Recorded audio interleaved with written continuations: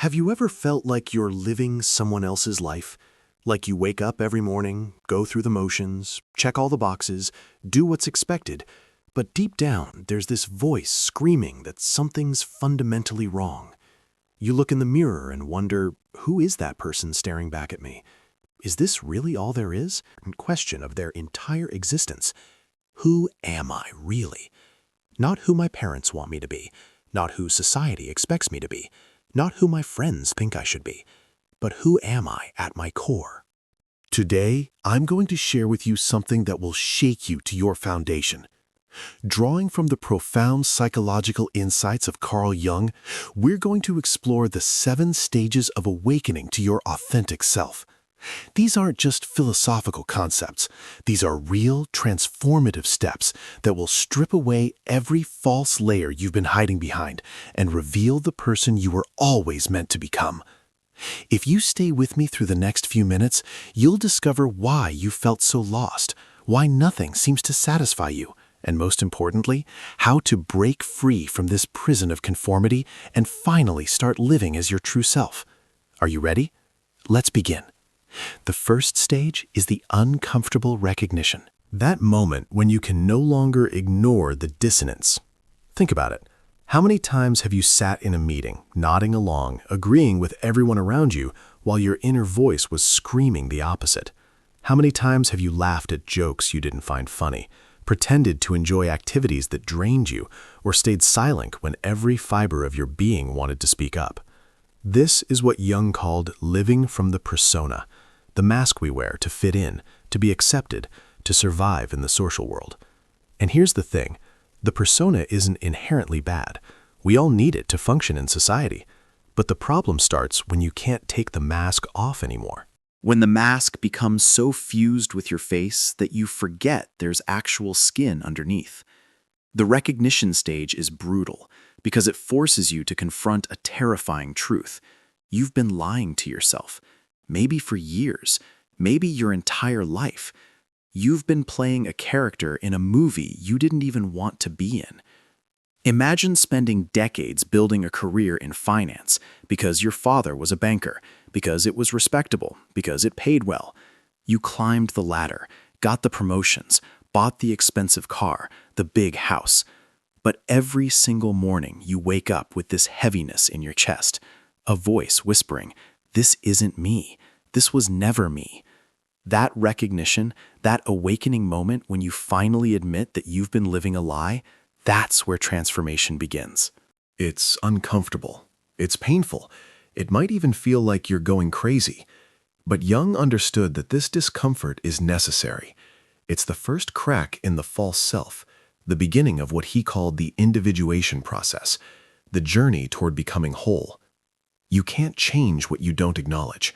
So the first step is brutal honesty, looking at your life and asking, how much of this is really mine? How much of this did I choose versus what was chosen for me? The second stage is the collapse of the old identity. Once you see the truth, there's no going back. This is often the most terrifying stage because everything you thought you knew about yourself starts falling apart. The career you built, the relationships you maintained, the beliefs you held, suddenly they all feel hollow. Like a house of cards, one by one they collapse, and you're left standing in the rubble wondering, who am I without all of this? Jung talked about this as encountering the shadow, all those parts of yourself you denied, rejected, buried deep because they didn't fit the image you were trying to project. In this stage, the shadow comes flooding back. Maybe you've always been the good girl, the one who never caused problems, always did what she was told.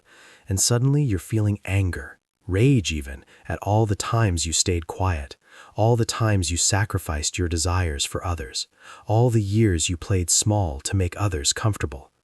Or maybe you've been the tough guy, the provider, the one who never shows weakness. And suddenly you're flooded with emotions you've suppressed for decades. Sadness, fear, vulnerability, feelings you were taught real men don't have. This collapse is disorienting.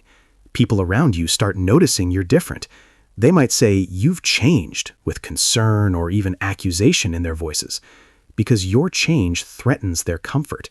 Your awakening forces them to question their own masks. Here's what you need to understand. This collapse isn't a breakdown, it's a breakthrough. You're not losing yourself, you're losing the false self, the constructed identity that never fit right anyway. Jung said we don't become ourselves by addition, we become ourselves by subtraction, by stripping away everything that isn't genuinely us. This stage requires courage, because you're essentially destroying your old life to make room for your real one. And there's no guarantee what that real life will look like yet. The third stage is the wandering in the wilderness. After the collapse, there's this period of emptiness. You've let go of who you thought you were, but you haven't yet discovered who you really are. It's like being suspended in midair, no solid ground beneath your feet. This is what Jung called the dark night of the soul, and it's absolutely necessary. Think of a caterpillar in the cocoon. Between the caterpillar stage and the butterfly stage, there's this period where it's neither. It's literally soup, dissolved completely. That's where you are now, in the soup stage, and it feels like death because, in a way, it is. The death of your old self. During this wilderness period, you might feel completely lost. You don't know what you want anymore. Nothing excites you. Nothing makes sense. You question everything. Your career, your relationships, your beliefs, your entire life direction. People might think you're having a crisis. They'll try to fix you, give you advice, tell you to snap out of it. But what they don't understand is that you're not broken. You're transforming. This is the stage where most people give up. They get scared of the emptiness and rush back to their old life, back to the mask, back to the safety of the known. But if you can sit with the discomfort, if you can resist the urge to fill the void prematurely, something miraculous starts to happen. In the silence, in the emptiness, you start hearing a different voice. Not the voice of your parents, not society's voice, not your ego's voice, but a deeper voice, your authentic voice, the voice of your true self that's been buried under layers of conditioning and expectations. Jung called this the voice of the self with a capital S, your core essence, your soul. And this voice doesn't speak in loud commands. It whispers, it nudges, it shows you through feelings, through intuitions, through synchronicities, those meaningful coincidences that seem to guide you exactly where you need to go. This wilderness stage tests your faith, not religious faith necessarily, but faith in the process, faith that there's something on the other side of this confusion. Trust that you're being guided even when you can't see the path. The fourth stage is the discovery of your truth. Slowly, gradually, you start getting glimpses of who you really are, not who you should be, who you are. These glimpses come in unexpected moments. Maybe you're doing something completely ordinary, and suddenly you feel alive, truly alive, present, connected. This is you. Or maybe you have a conversation where you speak your mind completely honestly for the first time in years, and instead of the rejection you feared, you feel liberated, powerful, authentic. This is also you. Jung understood that our true self isn't something we create, it's something we uncover. It was always there, buried under expectations and conditioning. Your authentic self has unique gifts, unique perspectives, unique ways of being in the world, things that come naturally to you that others struggle with. In this discovery stage, you start honoring these gifts instead of hiding them. Maybe you've always been deeply sensitive, feeling everything intensely. Your whole life you've been told you're too sensitive, too emotional, you need to toughen up. But now you realize your sensitivity is a superpower. It allows you to connect with people deeply, to create art that moves souls, to intuit things others miss. Or maybe you've always been a rebel, questioning authority, challenging the status quo, and you've been punished for it, told to fall in line, be realistic, stop rocking the boat. But now you see that your rebellious spirit is exactly what the world needs, that your willingness to challenge conventions leads to innovation and truth. This stage is about radical self-acceptance, accepting all of you, not just the pretty parts, not just the parts that get approval, all of you, your light and your shadow, your strengths and your weaknesses, your brilliance and your flaws. Jung said the privilege of a lifetime is to become who you truly are, and that privilege requires accepting yourself completely, without apology, without shrinking to make others comfortable. The fifth stage is the shedding of toxic relationships. Here's a hard truth. When you start living authentically, not everyone will celebrate it. Some people will actively resist it. Because your authenticity challenges their inauthenticity. Your courage highlights their cowardice. Your freedom threatens their chains. You'll notice that certain friendships that felt so important suddenly feel draining. Conversations that used to be fine now feel superficial and empty. People you've known for years suddenly feel like strangers. This isn't random. This is what Jung called the process of differentiation. As you become more of yourself, you naturally differentiate from people who are only connected to your false self. The friend who only liked you when you were playing small and agreeable now feels threatened by your confidence. The partner who was comfortable when you were lost now feels insecure about your direction. The family member who loved controlling you now resents your boundaries. This stage requires difficult choices. Do you shrink back down to maintain these relationships? Do you put the mask back on to keep the peace? Or do you honor your truth and let these relationships naturally transform or dissolve? Many people get stuck here. The fear of loneliness, the fear of disappointing others, the guilt of changing, all these fears can pull you back into inauthenticity. But Jung was clear about this. You cannot individuate in a crowd of people who refuse to see you. You cannot become whole while fragmenting yourself to fit into relationships that demand your smallness. Letting go doesn't have to be dramatic. Sometimes it's simply creating space, spending less time with people who drain you. Being less available for relationships that feel one-sided, choosing yourself when before you would have automatically chosen them. And here's what happens. As you clear out the relationships that weren't serving your authentic self, you create space for relationships that do. You start attracting people who resonate with the real you, people who celebrate your authenticity instead of fearing it. Deep, meaningful connections based on truth instead of shallow connections based on pretense.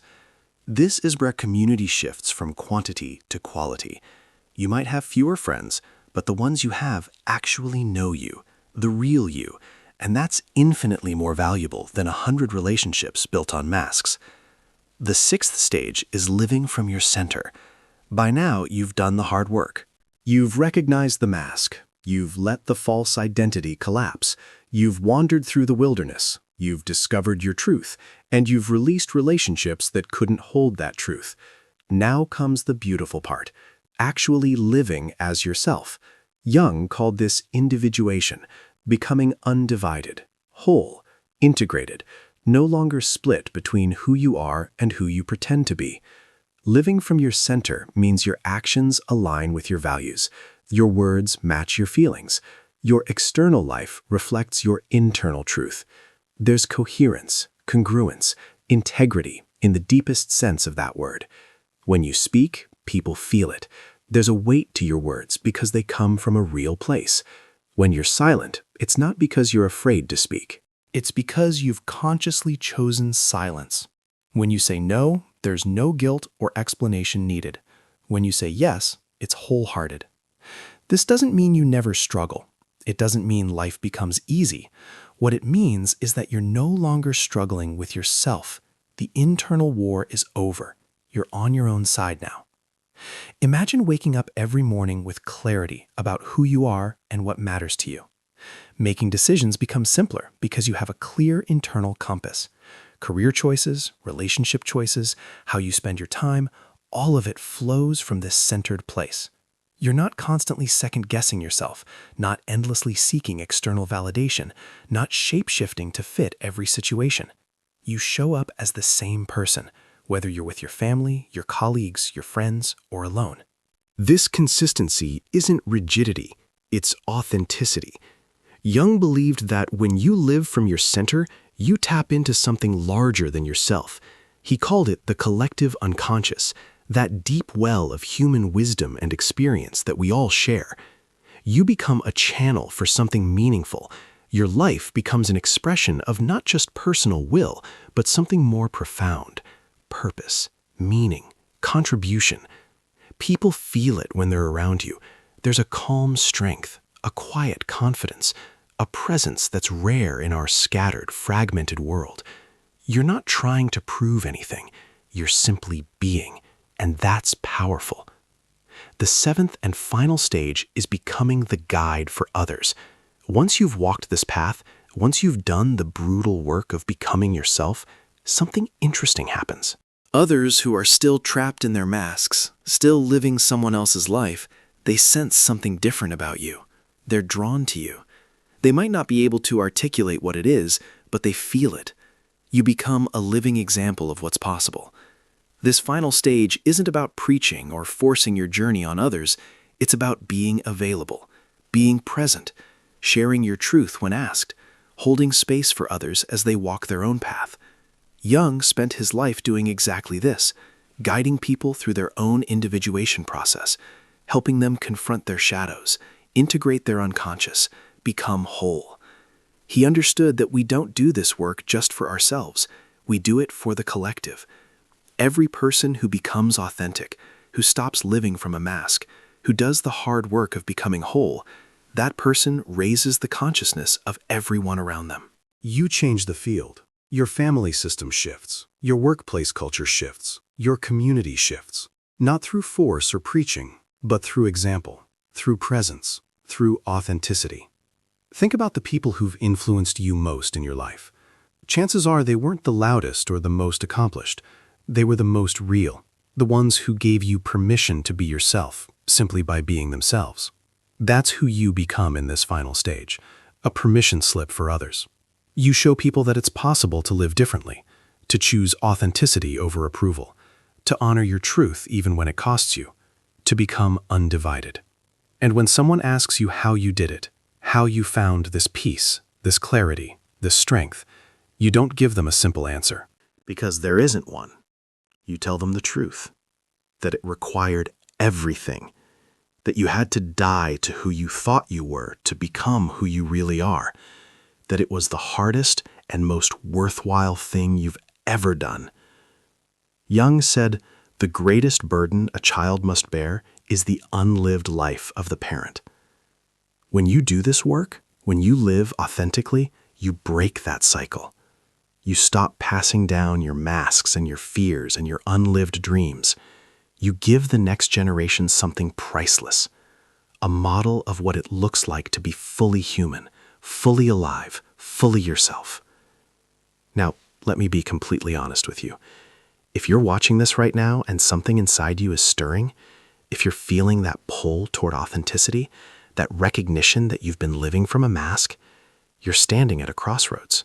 One path leads back to comfort, to the known, to the safety of pretending. The other path leads into uncertainty, transformation, and ultimately freedom. Most people choose comfort. They'll watch this video, feel inspired for a moment, and then go right back to their scripted life. But you're not most people. If you've stayed with me this far, there's a reason. Your soul is calling you towards something more real. So here's what I want you to do right now. Go to the comments and write this exact sentence. I choose authenticity over approval. My transformation begins now.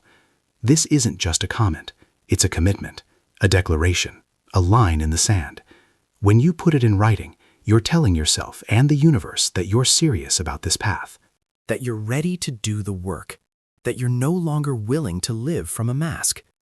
I want to see who's truly ready for this journey, who's willing to step into the fire of transformation and emerge as their authentic self. Write that comment now. And while you're at it, subscribe to this channel and turn on notifications. Because if you're on this path of self-discovery and awakening, you're going to need guidance, reminders, and support. The content we create here is specifically designed to help people like you navigate the journey of becoming whole. Every video is another tool in your transformation toolkit. Understanding these 7 stages is one thing. Living them is another. Because here's what nobody tells you about the journey to authenticity. It's not linear. You don't neatly move from stage 1 to stage 7 in a straight line. You'll circle back. You'll revisit stages you thought you'd completed. Some days you'll feel crystal clear about who you are, and other days you'll question everything again. That's normal. That's part of the process. Jung himself said the process of individuation never truly ends. It's a lifelong journey of becoming more and more yourself, peeling back layer after layer, integrating more and more of your unconscious into conscious awareness. What matters is that you've started, that you've recognized the mask, that you're no longer willing to live a borrowed life. Every single day you make a choice. Do I live from my authentic center today, or do I put the mask back on? Do I speak my truth, or do I say what's expected? Do I honor my needs, or do I abandon myself to please others? These daily choices, these small moments of authenticity or inauthenticity, they add up. They create your life. Think about where you are right now. Really think about it. How much of your current life reflects your authentic self? Your job, your relationships, how you spend your time, how you express yourself. How much is genuinely yours?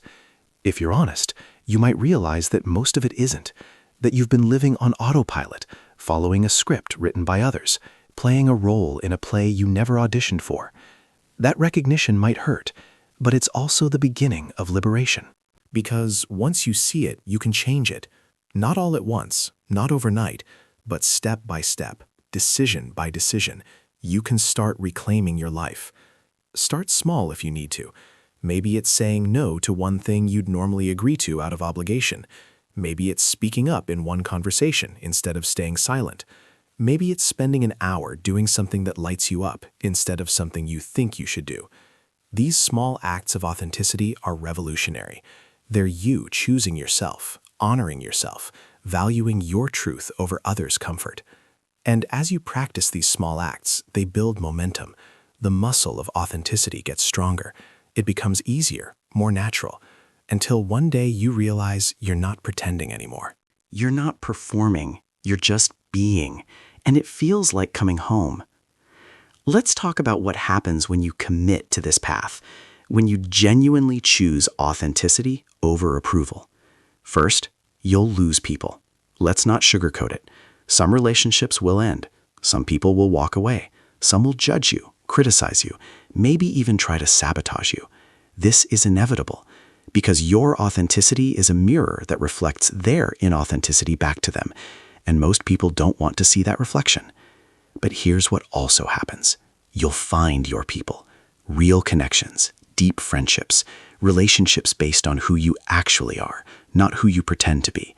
These relationships feel different, lighter, more nourishing, because you're not exhausting yourself maintaining a performance. Second, you'll discover gifts you didn't know you had, talents and abilities that were suppressed because they didn't fit the image you were trying to project. Maybe you're artistic, but you've been forcing yourself into analytical work because it seemed more respectable. As you embrace authenticity, that artistic side explodes. Or maybe you're a natural leader, but you've been playing small because you didn't want to threaten anyone. As you step into your power, leadership opportunities flow to you effortlessly. Third, synchronicities increase. Jung was fascinated by synchronicities, those meaningful coincidences that seem too perfect to be random. When you align with your authentic self, these synchronicities multiply. The right book appears at the right time. You meet someone who becomes crucial to your journey. Opportunities open up that perfectly match your gifts. It's as if the universe conspires to support you when you're living truthfully. Fourth, you develop an unshakable inner peace. Not the peace of having no problems, the peace of being integrated, of not being at war with yourself, of knowing who you are and being okay with it. This peace isn't dependent on external circumstances. Job loss, relationship endings, life challenges, they still happen, but they don't destroy you because your foundation is internal now. You're standing on solid ground. And fifth, you become impervious to manipulation. When you know yourself deeply, when you're clear about your values and your truth, people can't easily sway you. The tactics that work on people who are desperate for approval, fear, obligation, guilt, they don't work on you anymore. You see through them. This makes you powerful in a way that threatens insecure people but attracts secure ones. Now, I want to address something important.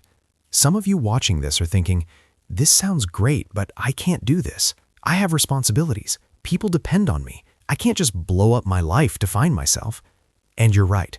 This isn't about being reckless or irresponsible. Jung never advocated abandoning your duties or commitments. What he advocated was doing them authentically, being responsible from a place of choice rather than obligation. There's a massive difference. You can be a devoted parent and still be authentic. In fact, you'll be a better parent when you're not modeling self-abandonment for your children. You can be committed to your career and still honor your truth. In fact, you'll be more effective when you're not fragmenting your energy maintaining a facade. The journey to authenticity doesn't require you to quit your job, leave your family, and move to a mountaintop, although for some people that might be the right path. What it requires is honesty, with yourself first, then with others. It requires courage to stop performing and start being. It requires patience because this transformation takes time. And it requires self-compassion because you're going to stumble. You're going to put the mask back on sometimes. You're going to choose approval over authenticity in moments of fear. That's okay. That's human. What matters is that you notice it, that you are aware, that you gently redirect yourself back to center, back to truth. This is the practice. Not perfection, but direction. Not being authentic 100% of the time, but increasing the percentage. Moving from 90% mask, 10% real, to 80-20, then 70-30, then eventually more real than false. That's the goal. And every step in that direction is a victory worth celebrating. Let me share something with you that Jung understood deeply. The reason most people never become themselves isn't because it's too hard, it's because it's too simple. We're conditioned to believe that transformation requires complexity, expensive programs, exotic retreats, years of therapy, special techniques. But the truth is much simpler and much harder. Transformation requires you to stop lying, to yourself first, then to others. That's it. Stop pretending, stop performing, stop shape-shifting to fit every situation. Start telling the truth about who you are, what you want, what you feel, what you believe. Not aggressively, not to hurt others, but clearly, honestly, without apology. When someone asks how you are and you're not fine, stop saying you're fine. When you disagree with something, stop nodding along. When something doesn't align with your values, stop participating in it. When a relationship drains you, stop forcing it. When your job crushes your soul, start looking for alternatives. When you want to say no, say no. When you want to say yes, say yes. This sounds simple. But if you actually try to do it consistently for even one day, you'll discover how difficult it is. Because we've been trained since childhood to lie, to be polite instead of honest, to protect others' feelings at the expense of our own truth, to gain approval rather than express ourselves. Unlearning this conditioning is the work, and it's harder than any external achievement because it requires you to disappoint people, to let them down, to have them think less of you, and that triggers our deepest fear as social creatures, the fear of rejection, the fear of exclusion. Jung said neurosis is always a substitute for legitimate suffering. We make ourselves sick trying to avoid the legitimate suffering of being ourselves in a world that prefers we stay small, stay quiet, stay manageable. But here's what you need to understand. The suffering of inauthenticity is far greater than the suffering of authenticity. Living a lie for decades, dying with your gifts still inside you, reaching the end of your life and realizing you never really lived, that's the real tragedy. Losing some friends, disappointing some people, being judged or criticized for being yourself, that suffering is temporary and manageable, and on the other side of it is freedom. So where do you start? Right here, right now, with a simple practice. Every day ask yourself this question. In this moment, what would my authentic self do? Not what would be easiest, not what would get approval, not what would avoid conflict. What would be true? Then do that thing, even if it's scary, even if it's uncomfortable, even if people don't understand. Do the true thing. Maybe today that means having a difficult conversation you've been avoiding. Maybe it means quitting something you've been forcing yourself to continue. Maybe it means starting something you've been too afraid to begin. Maybe it's as simple as expressing an opinion you usually keep to yourself, or spending an evening alone instead of at a social event you don't want to attend, or finally pursuing that interest everyone thinks is weird. Whatever it is, do one authentic thing today. Then tomorrow, do another one, and the next day, another. String together enough authentic moments, and you'll have an authentic life. This is how transformation happens, not through one dramatic gesture, but through 1,000 small choices, each one moving you closer to yourself, each one building the muscle of authenticity, each one proving to yourself that you can be real and survive, that you can disappoint people and be okay, that you can break the pattern and live. And as you do this, something miraculous happens. You stop needing this video or any other external motivation because you've tasted freedom. You've felt what it's like to be genuinely yourself. And once you felt that, you can't go back. The mask becomes unbearable. Pretending becomes impossible. You're committed now, not because someone told you to be, but because your soul demands it. Before we close, I want to leave you with this. Carl Jung spent his entire life studying the human psyche. He worked with thousands of patients. He explored mythology, religion, alchemy, dreams, and the depths of the unconscious mind. And at the end of all that study, all that exploration, he came to one fundamental conclusion. The purpose of life is to become who you really are. Not to achieve some external measure of success, not to accumulate wealth or status or approval, but to become undivided, to integrate all the parts of yourself, light and shadow, into one coherent whole, to live from your center, to express your unique gifts, to fulfill your particular destiny. This is what he called individuation. And he believed it was the most important work a human being could do, not just for themselves, but for the collective. Because the world doesn't need more people playing roles. We have plenty of those. What the world desperately needs is people who have the courage to be real, to show up as themselves, to speak their truth, to live from their center. These authentic people change everything. They give others permission to be real too. They create spaces where masks aren't necessary. They build relationships based on truth instead of performance. They contribute their unique gifts instead of conforming to templates. They live in a way that makes life more worth living for everyone around them. That could be you. That should be you. That is you, underneath all the layers of conditioning and fear and performance. Your authentic self is already there, waiting. Not in some distant future after you've achieved certain goals or completed certain programs. Right now, in this moment. Buried, perhaps, but there. This entire video, these 7 stages, all of this information is just pointing you towards something you already know deep in your bones. You know you're not living as yourself. You know you've been hiding. You know there's more. Now the only question is, what will you do with that knowing? Will you push it back down, return to your comfortable lie, continue the performance? Or will you take the first step on the path toward authentic freedom? The choice is yours. It's always been yours. But choose quickly, because every day you spend living someone else's life is a day you can never get back. Your authentic life is waiting. It's time to claim it. If this message resonated with you, if you felt something shift inside as you listened, don't let this moment pass. Go down to the comments right now and write, "I am ready to become who I truly am. The journey starts today." Let that be your declaration, your commitment, your first authentic act. And hit that subscribe button, because you're going to need support on this journey. This channel exists to guide people exactly like you through the process of awakening and becoming whole.